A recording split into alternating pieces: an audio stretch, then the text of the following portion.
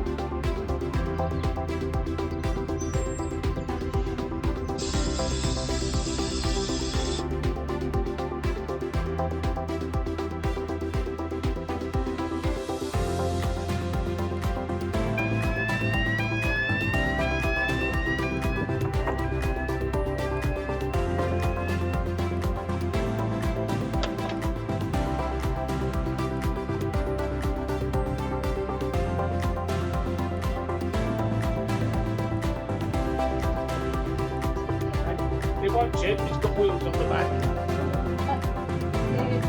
Did it go? 162. 2. Beckenham Junction.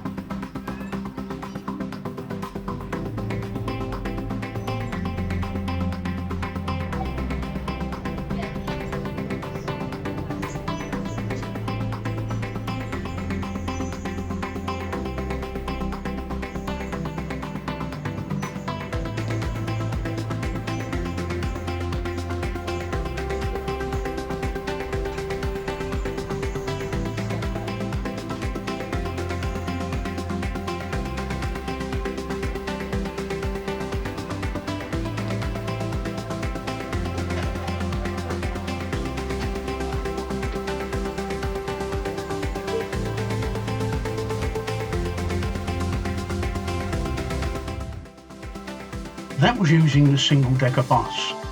There were a couple of problems doing that, the biggest one being that the turning space that I've got to turn my wheelchair around inside the bus isn't large enough for me to be able to back my wheelchair in. What you're supposed to do on these buses is you're supposed to back your wheelchair in so the back of the wheelchair is resting up against the stand, the padded stand that the buses have, so that you're facing the opposite direction of travel. But I can't do that. I can't turn my wheelchair enough to get it in backwards, so I have to go in forwards at a sort of slight angle. It's not really meant for powered wheelchairs or mobility scooters. I mean, in a manual wheelchair, I suspect you could do it, but in an electric wheelchair like mine, they're not really designed for it.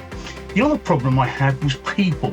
And if you notice, when I go to get off the bus, what they do is they all crowd around the entrance as soon as the bus pulls up, desperate to get on, and the driver was waving them away, and also a passenger was waving them away, and it took them a couple of seconds to work out what that beeping noise was and what it meant. Eventually they cottoned on that the ramp was going to be deployed, so they backed off and allowed the ramp to be deployed. Another problem I had on the bus was the driver didn't lower the height of the bus enough. The ramp should be flat to allow me to get access on, but because she didn't lower the height of the bus enough, it was actually at quite an acute angle. I must admit, I didn't notice it until I started to go up the ramp. As soon as the front wheels of my wheelchair came off of the ramp, I immediately felt myself tipping backwards. Now, luckily enough, my wheelchair does have anti-tip wheels on it, but psychologically, as soon as I feel myself tipping backwards, I've got to grab hold of something. I'm not actually going to tip over because of my anti-tip wheels, but the psychological aspect means that I have to grab onto something. If you look, the driver actually went and took in a deep breath because she was a bit worried because she saw me tip backwards, and I did explain to her that I have got anti-tip wheels, but technically she was at fault there because she didn't lower the height of the bus enough. So these are some things they could work on. Altogether, single deck buses really aren't power wheelchair friendly, and people really aren't wheelchair friendly either.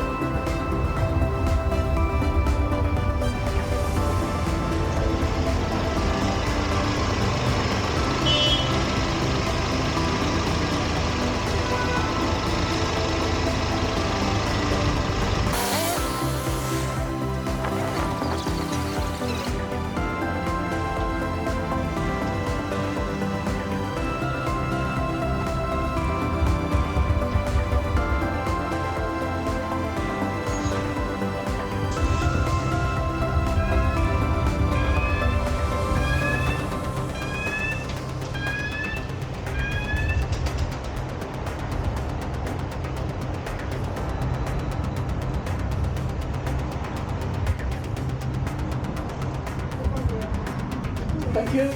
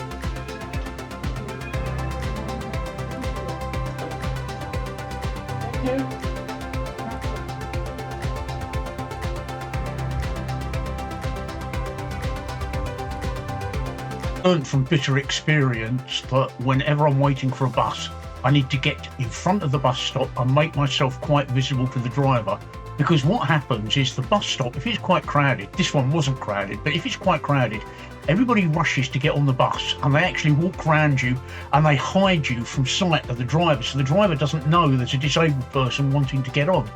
If you go to the back of the bus and you press the bell and the driver can't see you in their mirrors because of all the people crowding around the front, they think somebody just pressed the bell maliciously and they won't open up the rear doors and they just drive off. So I always like to make sure that I'm clear of the bus stop, and I always put my hand out to make sure that the bus driver is very aware that I want to get on their bus. This bus stop, there are 3 buses all coming at the same time, so I make sure that the bus that I want to get on is fully aware that I'm there and I want to board. With the double-decker buses, once the ramp has been deployed, because you're going in via a dedicated entrance, the bus driver, when a bus driver sees a disabled person, they will not let anybody on the front of the bus until they've boarded the disabled person via the rear doors. This is to stop us all getting into a bit of a melee when I'm trying to get in and they're all walking about finding their seats. So they actually stop passengers boarding at the front and they board me first via the rear doors. I always turn around and go in backwards because it's very easy on a double-decker bus to get into the wheelchair bay and very easy to drive straight out to get off. I can actually turn round in the bus, which is fine unless there's people sitting in the seats up behind the wheelchair bay, and my wheelchair's such a size that the only way that I can turn around if there's people sitting in the seats is to get them to lift their legs up, otherwise I'll end up whacking up in the feet. So the easiest thing to do is to turn around and reverse up the ramp and reverse into the wheelchair bay. As you can see, there's plenty of room. Altogether, the double-decker buses are a completely different experience to the single-decker buses, and whenever possible, I prefer to use the double-decker buses. That makes my life so much easier. I hope in this video I've shown you some of the good things and some of the bad things about using London's buses as a wheelchair user.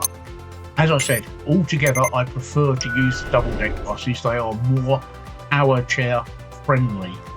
Although I'm not sure if you could actually use them in an electric scooter, a mobility scooter. I'm not too sure. I've got no experience of mobility scooters, so I don't know. I've only ever had a power chair. Anyway, I hope this video has been of some help to you. And I'm going to be making a lot more videos on various aspects of getting around London as a wheelchair user. So don't forget to subscribe and hit that bell if you want to see more. So I'll see you soon.